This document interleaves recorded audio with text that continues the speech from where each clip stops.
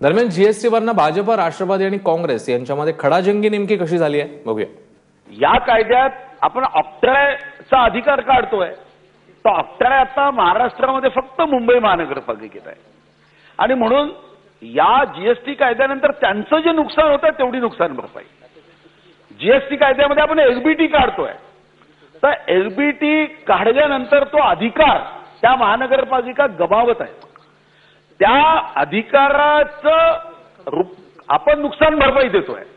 सहाय्यक अनुदान जे राज्य सरकार देते आहे, हा कायदा फक्त ज्यांचं नुकसान होत आहे जीएसटी आल्यानंतर त्यांच्या नुकसानीची भरपाई, आणि ती शास्त्रीय पद्धतीने एवढा सीमित मुद्दा आहे।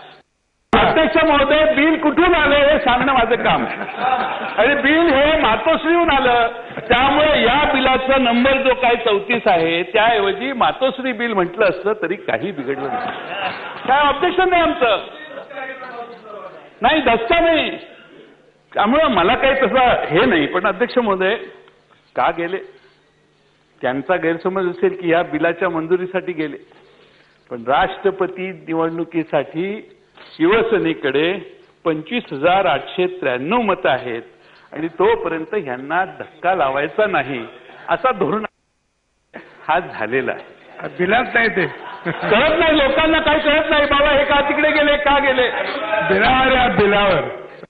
ऑगस्ट 2015ला आपण तुम्ही हा एलबीटी रद्द करायचा निर्णय घेतला, त्यानंतर 2 वर्ष राज्याचा किमान 5,000 कोटीचा महसूल आपल्या या निर्णयामुळे बुडलेला आहे आणि पुढची 5 वर्ष हे 4-5 हजार कोटी रुपयाचा परतावा, हा जर एलबीटी असता तर तो परतावा आपल्याला मिळाला असता, तो परतावा मिळणार नाही।